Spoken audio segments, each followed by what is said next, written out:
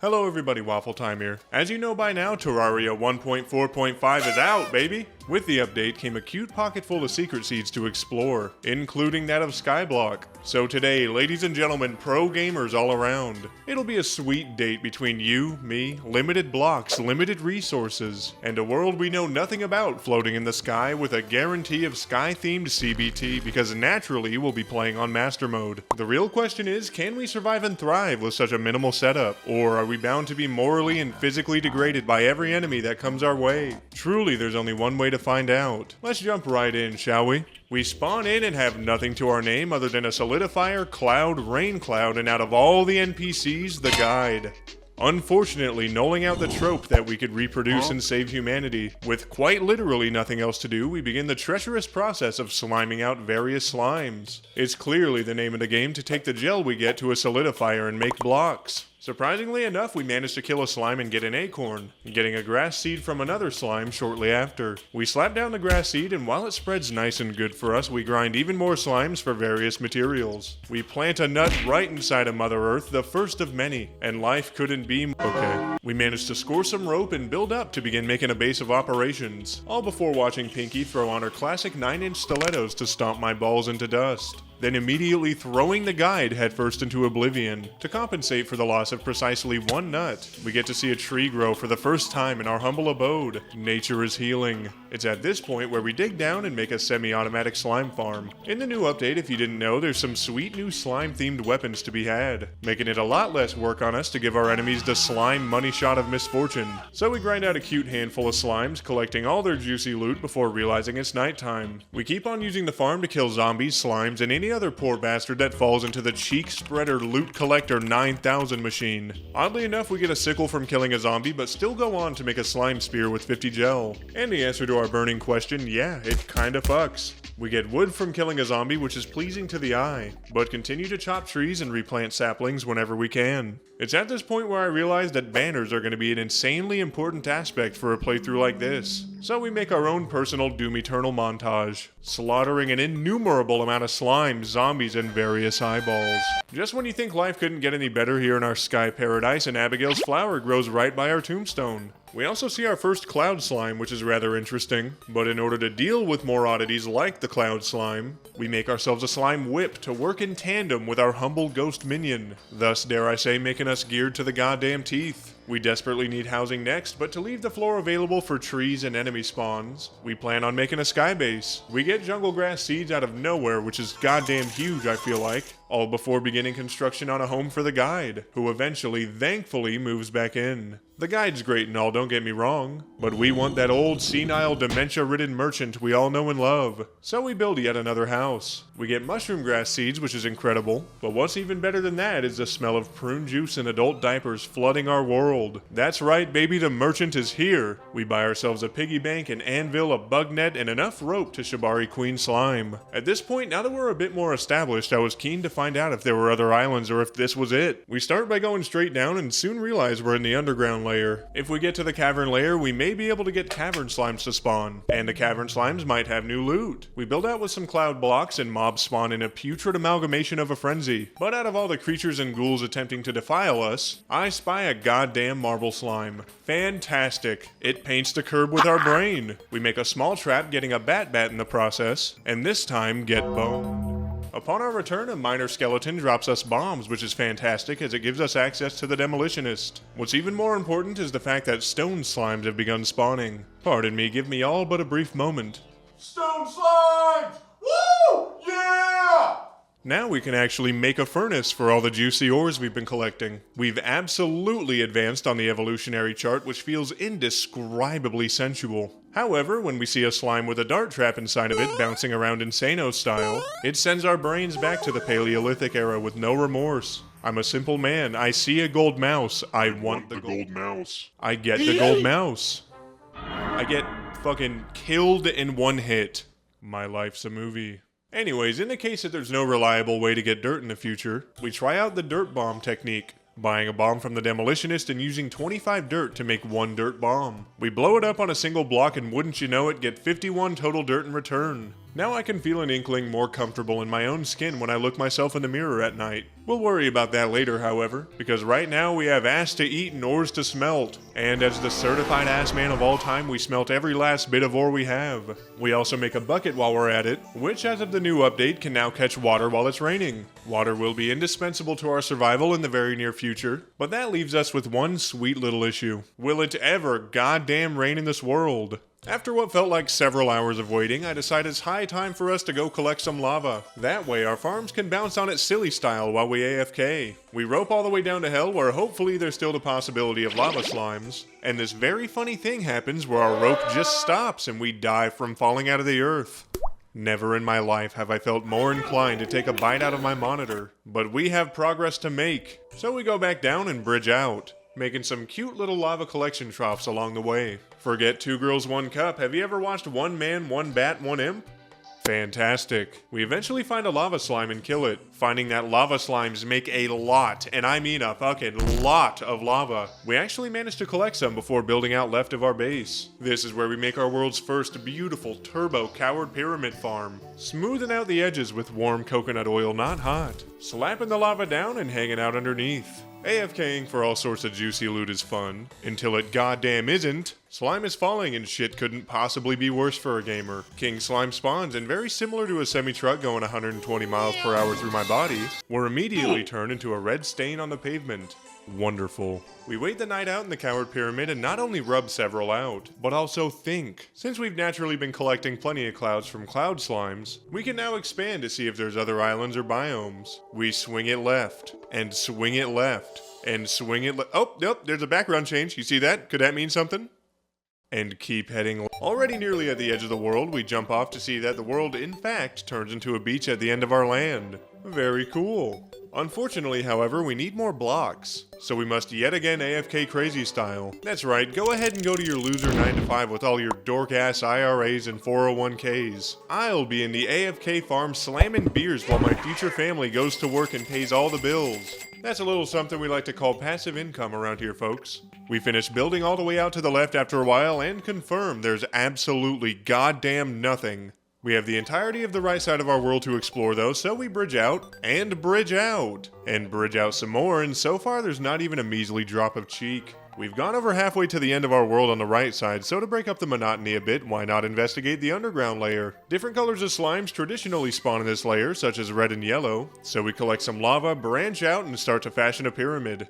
Getting interrupted brutally by an absolute goddamn onslaught of slime. Stone slimes appear to spawn in this layer, which is fantastic, but what's also rather enticing is that there's actually dirt and wood slimes. We finish up our pyramid and simply chill underneath, absolutely basking in the succulence of all the juicy loot showering all over our nude form. Soon enough, the zoologist gets a whiff of our pro gamer musk and wants to move in right next door. We build her a house and buy a squirrel hook from her, and goddamn, I said goddamn, does it feel delicious to have a hook. Up next, we sit in our underground farm for quite some time, and my god, is this the place to AFK. We get voice changers, enough dirt to choke King Slime, some dart traps, tons of stone, and an immeasurable amount of wood, in more ways than one. We gather plenty of resources while we wait for rain, when the simple thought occurs. If I don't begin to see even an ounce of expansion in this world, I'll have no choice but to start foaming at the mouth and biting people in public. We need housing, more land, more area, more goddamn efficiency.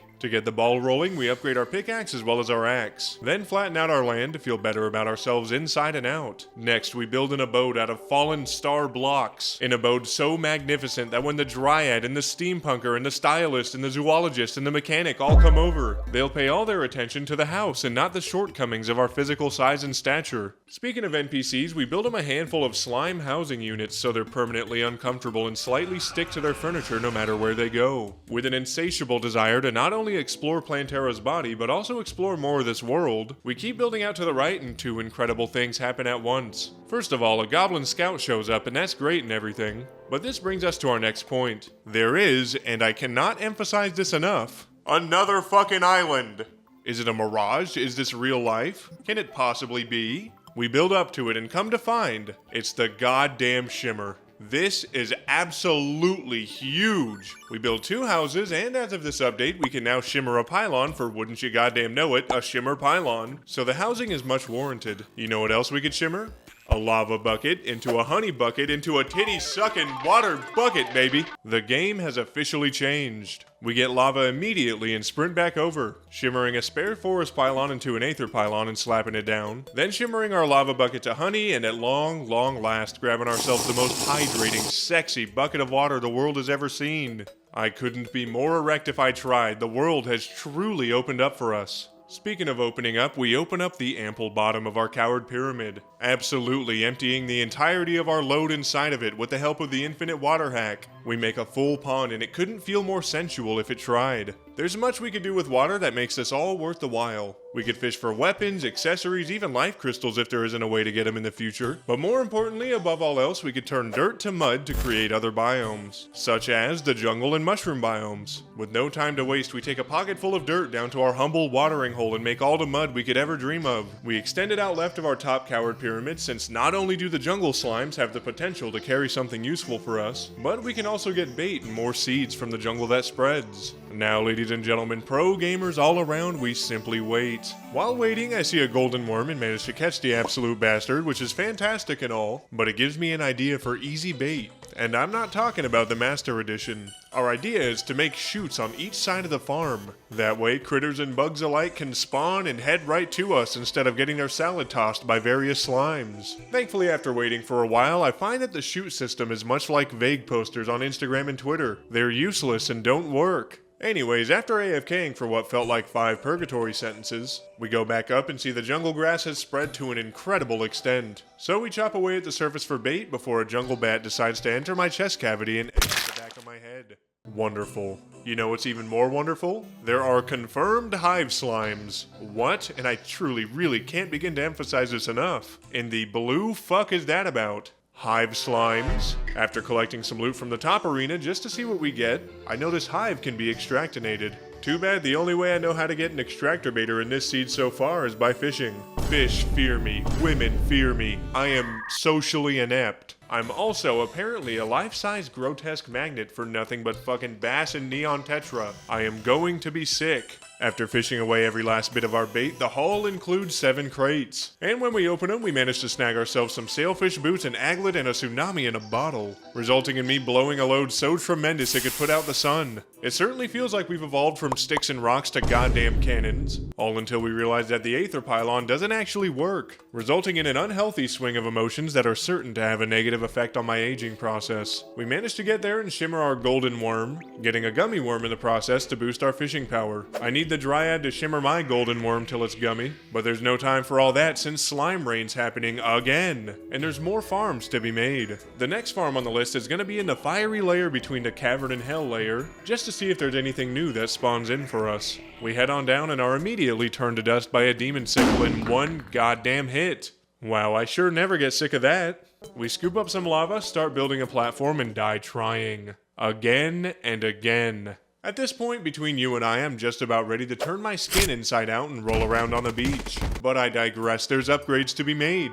We make an entire set of gold armor swaggeroony. That way we can actually take a hit now. And on the way down, notice web slimes, which would be fantastic to farm on account of us desperately needing a bed. Instead of that idea, however, I die for the fucking 10 millionth time. How innovating and new. After a while, we do manage to make it down, building a wall for our safety and snagging a rally shortly after. Very nice, Bateman. We spot granite slimes, heart slimes, heart slimes. Oh, sweet mother of hell is carrying a life crystal, and there isn't a pair of cheeks in the world I wouldn't spread to increase our max HP. We kill it and actually get a life crystal, which is revolutionary since we've been sitting at a pathetic, measly 100 HP this entire time. You would not believe your eyes. A fucking conveyor slime? What are you talking about? We managed to kill it and get, wouldn't you know it, conveyors. We also find a skeleton merchant, and just before he dies, we grab a sick-ass set of roller skates. It's time to grind, baby. Let's wait for those goodies to roll in. Speaking of goodies, another skeleton merchant rolls around, so we house an entire loaf of bread and get a blue counterweight to help with our delicious yo-yo action. We buy handfuls of strange brew on top of that because I've never tried them and I'm feeling like an absolute freak. You could only imagine the surprise in my heart, the shock on my face, and the erection under my desk when we find a mimic sitting in our farm.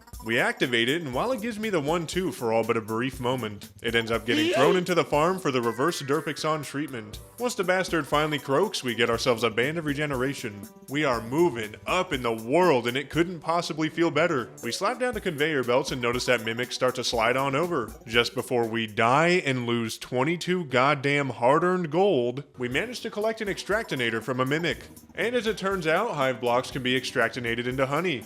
Cool, I guess. The plan now is to AFK until we have all 15 life crystals we need to max out our health. Just so we can use them all at once and no silly little accidents happen along the way. And right after said delicious AFK session, we have all 15 life crystals we need with an extraordinary amount of loot. I'm talking flails, Hermes boots, ores, boner swords, magic mirrors, and much, much more stuffed into the chest above. All that to say we're undoubtedly richer than rich. Warren Buffett trembles at the thought of going band for band with yours truly.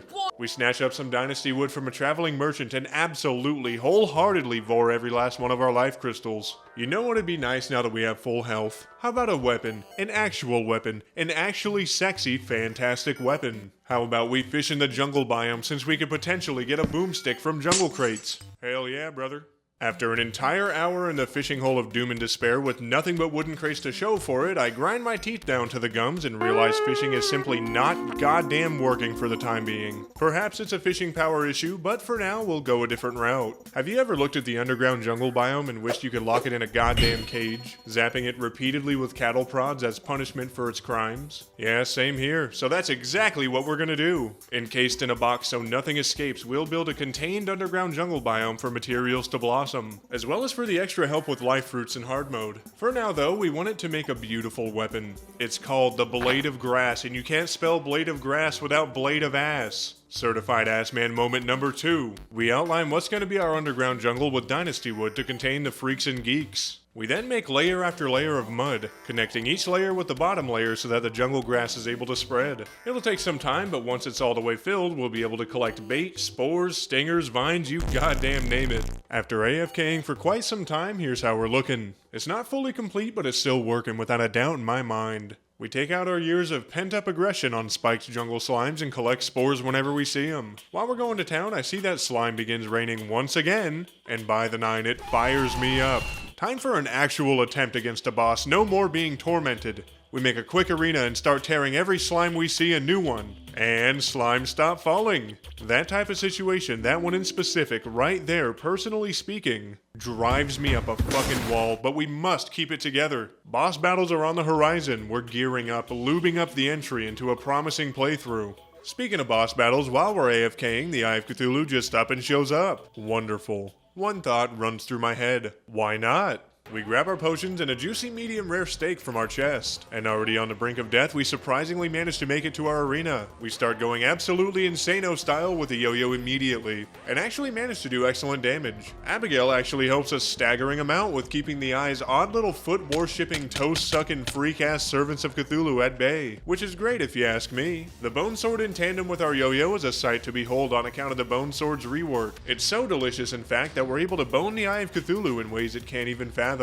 getting it to its second phase rather quickly. At this point, I simply glide back and forth with our roller skates. And yes, the roller skates stay on during sex. We're able to achieve incredible speed with them, and chip away the big bastard's health little by little. Its final phase arrives, we buckle down and simply bone the Eye until it explodes. Life couldn't possibly be better at this point, especially considering it took this long to take on a single boss. But we finally did it, while going positively bonkers on account of our very brief, momentary glimpse of success. I noticed that the Eye also drops us a Crimson Altar. What in the goddamn? Would you look at that? We place it in the star base because, I don't know, why not? And notice too that the Eye dropped Crimson Seeds for us, paving the way for what we're supposed to do next. And we do just that. We march our happy asses out to the right, throw some dirt down, and stuff the evil seed right up its keister. However, while we spread cancer into the world's lymph nodes, we smelt our Crimtane and make a sensual goddamn blood butcherer, as well as a flesh catcher for our future fish blasting desires.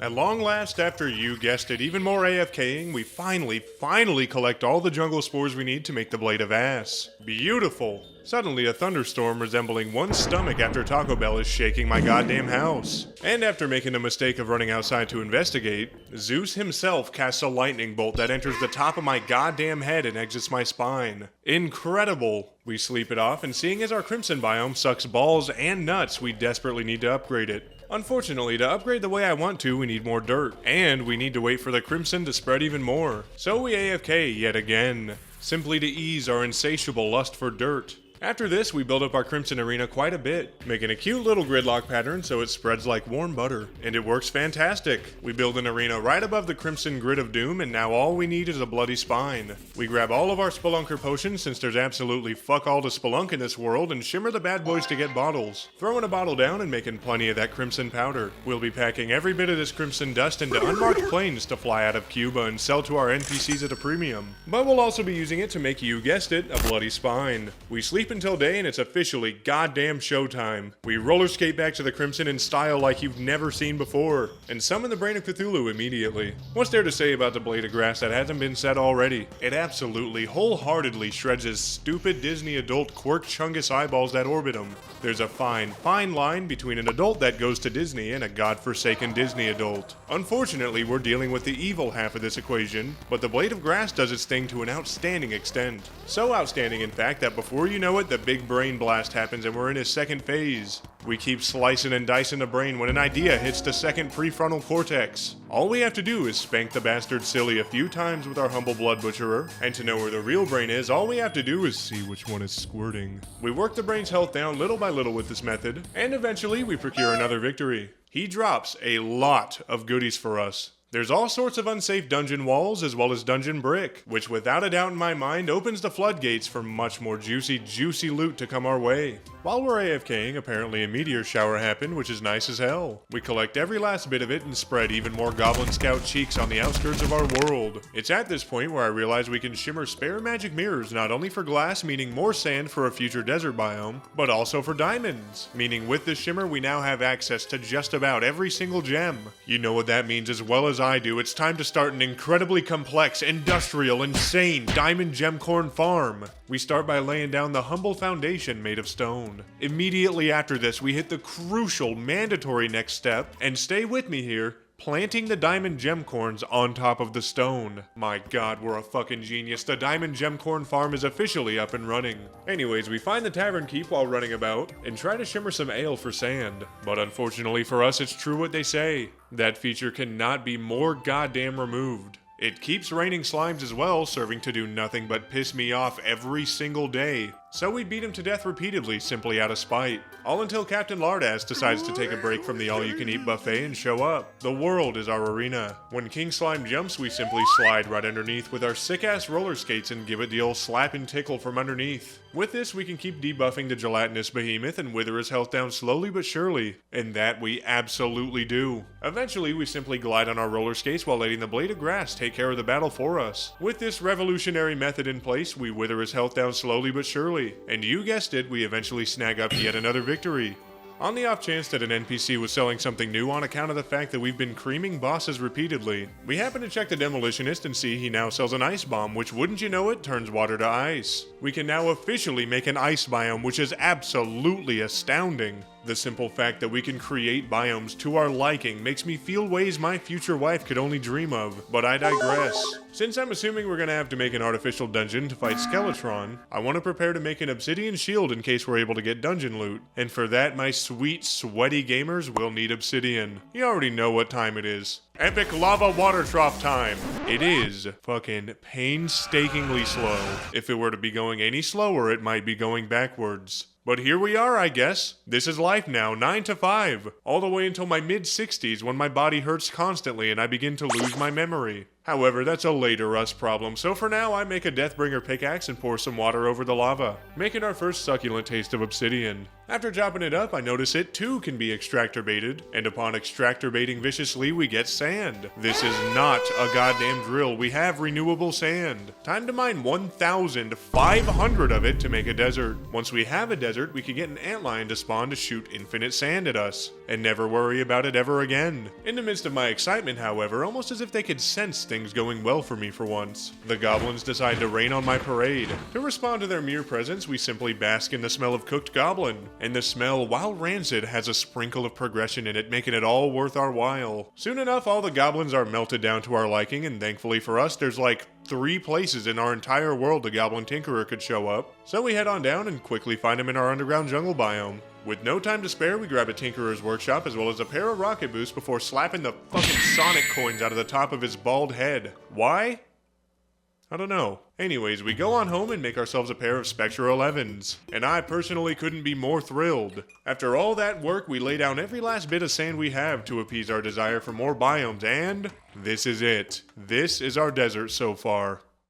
Wow. After saving over 200 obsidian and extractinating it all silly, we begin placing it all down and rightfully thinking we're only roughly a fifth away from getting a desert. You could only imagine my raw shock and pure arousal when the background and music changes. Ladies and gentlemen, pro gamers, we have a goddamn desert. You couldn't pay me to tell you how, but we actually have a desert. And God rest the soul of the poor bastard antlion who just spawned. We of course naturally trap him in the infinite sand loop of despair and agony, and life couldn't be better for us. This absolute buffoon spits out sand for us once every roughly 3.33 seconds. Which translates to us getting about 18 sand every minute. It's decided we're gonna AFK until we have all the sand we could ever ask for. One AFK session later and I have built up over 1,000 sand. Now that we have a whole bunch of sand I don't know what to do with, we chat up a traveling merchant and wouldn't you know it, Christmas came early for WaffleTime Inc. The Zappinator is here, baby. And it's our job to show a boss how we spread Christmas cheer all over the faces of our enemies. We reforge, max out our mana, and make full meteorite drip drop. However, before we get too balls deep in the action, our next goal at this point is definitely to get some different biomes going just to see what kind of loot we could get in each of them, as well as setting up fishing spots in said biome so we could get unique crates from each location. We need to fish max, accessory max, biome max, the work truly never ends. Speaking of fish maxing, we take some sand out left, place it down, and wait for the angler. Because believe it or not, the little shit's actually going to be helpful this playthrough. We hammer out fishing quests, then start duping water in order to use our dear freeze bombs to make ourselves a snow biome. Our next fishing quest just so happens to take place in the desert, so we make a fishing hole right next to our sweet little sprinkle of desert action, getting a flounder shortly after, confirming it is in fact working. Life is a goddamn dream. Next up, we keep on waterboarding the future side of our humble ice biome like it knows government secrets. And after a few more freeze bombs, voila, chef's kiss, French kiss, we have ourselves a frozen hunk. That bastard angler that I hate wants an underground or a cavern fish? Can do, chuckle nuts. We set up yet another fishing spot down below, giving us access to not only quest fish, but also beautiful fish we could use for potions. In between fishing quests, we just so happened to get a blood moon, and call me Nosferatu the way I was foaming at the mouth outside of the Dryad's door. We buy an outlandish amount of evil powder as well as seeds from our favorite gilf. That way we're stocked to the gills in case we need it. After doing a handful of fishing quests, however, and still not getting a single goddamn crate we want, it's high time for some much needed epic gamer progression. With this being said, we swing out left and build a small area out of dungeon brick. This is all in hopes that our beautiful world doesn't give a flying fuck about the orientation of our jungle, and that our favorite old loose sack of skin spawns right on top of the brick. Considering these are the only dungeon bricks in the entire world, you'd think he'd find his place rather quickly. But so far, not even a measly whiff of Ensure, or adult diapers for that matter. To remedy this issue, we do what we do best and increase our girth.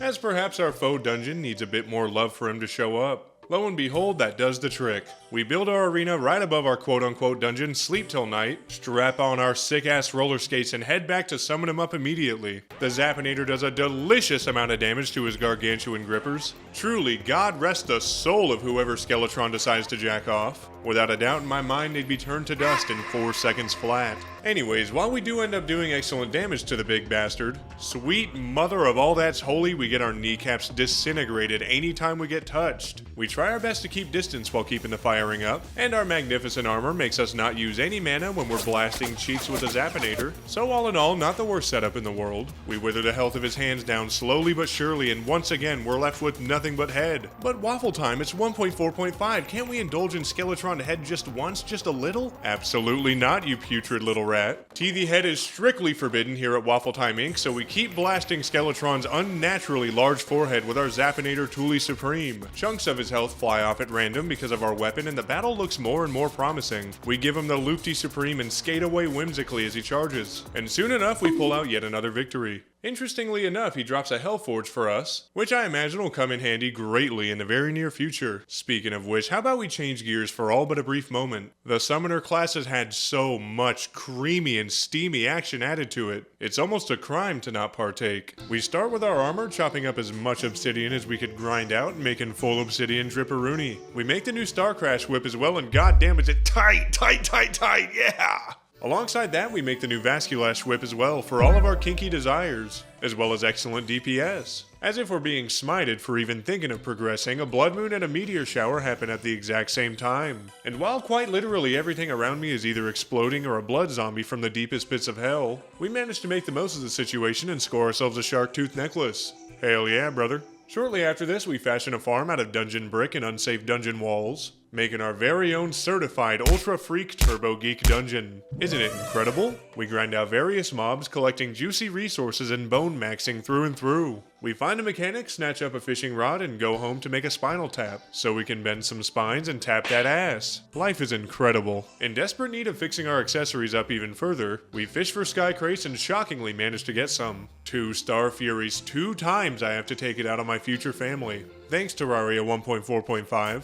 We keep on fishing, getting even more Star Furies as well as a shiny red balloon, freak-ass frog legs, and then an absolute miracle happens and we manage to score some fledgling wings. Who needs a fucking horseshoe balloon when you have wings, baby? We still do have an unstoppable lust for speed, however, so it's time to upgrade our boots. We fish yet again, and get a boomstick, which would have been absolutely incredible a whole lot earlier in this playthrough. A Staff of Regrowth, which is pretty nice, Feral Claws, which brick me up beyond human comprehension, and thankfully at long last we snatch up an anklet. With this in hand, we make ourselves some lightning ones lightly worn, and seeing as we're now summoner maxing, we can boost our accessories even further by chatting it up with the Witch Doctor. Unfortunately for us, however, the bipedal lizard we all know and love is locked behind Queen Bee. So without a moment to spare, we make an Abeemination, make a quick arena in our jungle biome, and summon her up immediately. If I've said it once, I've said it a million times. Summoner in 1.4.5 heat seeks to G-spot. We utilize the Star Crash when she's sitting still, and the DPS is incredible. When she's dashing or blasting us with volleys of stingers, we simply use the Spinal Tap for that juicy tag damage and excellent reach. With this, we deal with her increased speed accordingly, and my god does this system work fantastic. We Spinal Tap that succulent honey shaker repeatedly, slowly chipping away her health. We time her dashes with our dashes, loop-de-loop Supremo through all the stingers, and soon enough our Spinal taps just right and we get the succulent victory we oh so desired. As soon as the Witch Doctor shows up, we buy a pygmy necklace for the fashion as well as an imbuing station for the action. Unfortunately, yet again, your favorite gamer is broke as a goddamn joke and needs to reforge like his life depends on it. You know what that means as well as I do. It's time for an epic gamer eyeball mowing session. We make a hornet staff and mow eyeballs until I feel momentarily slightly better about myself as a human being. As you can see, it's absolutely a one-way ticket to big, crispy, fat stack in Benji Central. We reforge to a full warding stack in order to survive more than one hit at a time, and then it hits us. If we want to upgrade to an imp staff, we're gonna need Hellstone. The real question is, how in the blue fuck do we get said Hellstone? If I had to take an educated gamer guess at this stage of the game, there's 3 ways which may or may not be able to score big time for us. Option 1, there's a secret island in hell somewhere that has Hellstone. Option 2, mobs drop Hellstone. Or option 3, we get it from fishing in hell, aka lava fishing. Unfortunately for us, if we're gonna lava fish, we're gonna need to upgrade our gear to an incredible extent. You know what that means, folks, more fishing quests! Hip hip hooray.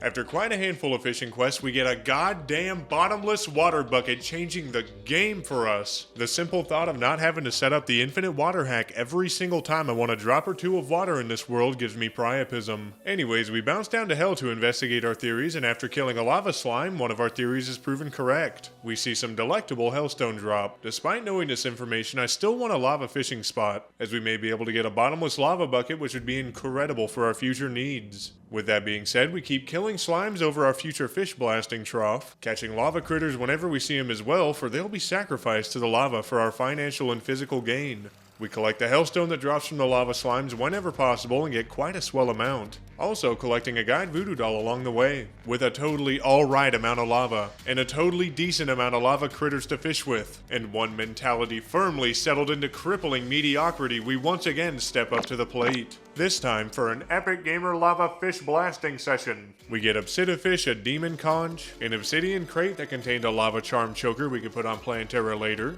hellstone bars, a lava absorbent sponge, which, you know, cool, fuck it I guess, as well as a lava-proof fishing hook, which is incredibly hot. We crack open plenty of more crates to build up our hellstone reserves, and with said hellstone go up top to make an imp staff, as well as a molten pickaxe and poison flask for our future battle. Here it is, the moment we've all been waiting for. The balls that flesh. We start building an arena. Okay.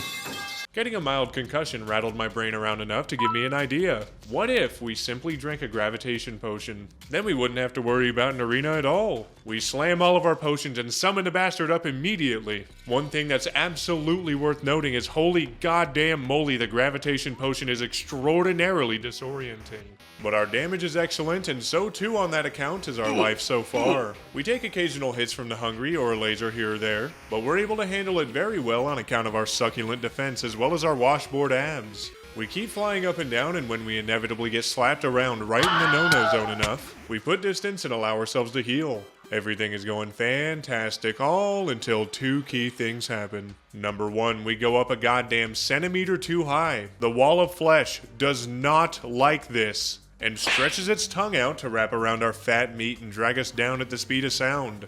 AKA, we got hit with the Super Jelker combo and it did a lot, and I mean a lot of damage. This, however, we may be able to recover from. The battle's still within our grasp, as some would say. All until in the worst blunder imaginable, we run out of gravitation potion. Man. Never in my life have I felt more inclined to reach through my screen and wring out the wall of flesh like a rancid disease-ridden gym towel. But yet again, I digress. Getting the Ultra Jelker Supreme combo gave me an idea to avoid spawning millions of enemies that could destroy our goddamn arena as we create it. What if we simply used an unnecessary amount of minecart tracks? We build the WaffleTime Certified Ink Railway Station to Pound Town just for the wall of flesh.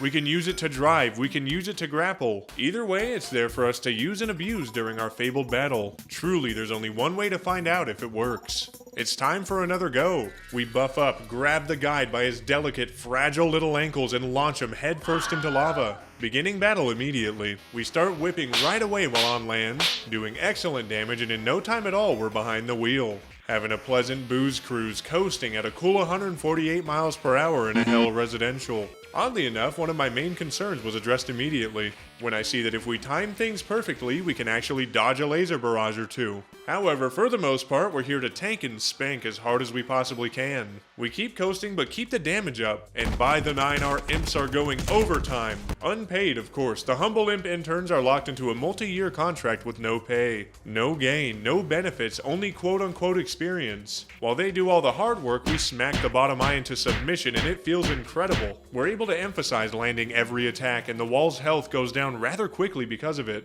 The further its HP goes down, however, so too does ours. We tank as much as we possibly can, healing anytime our life feels threatened, which is unfortunately very goddamn often in this fight. Soon enough, the wall hits top speed, we cut our brakes, keep spanking the wall silly style, and soon enough, in a shocking turn of events, we're staring down piles of wall of flesh fillet, each of which we'll chow down with pride. It's rare to medium rare territory over here, even in hell. If you eat blue rare, you're either a cryptid of sorts or need professional help far beyond the reach of modern medicine. Anyways, after our delectable victory, we open our bag at home and get a breaker blade as well as a summoner emblem. At this point, there is an immeasurable amount to do. We have to beef up, we have to somehow take on the mechanical bosses. How can we possibly get hard mode ore? Where can we start making new farms and even biomes? Can we possibly make it as far as the Moon Lord? These are all questions that are absolutely begging to be answered. But ladies and gentlemen, pro gamers all around. With the Wall of Flesh being defeated, that'll be all for the first half of our Master Mode Skyblock experience.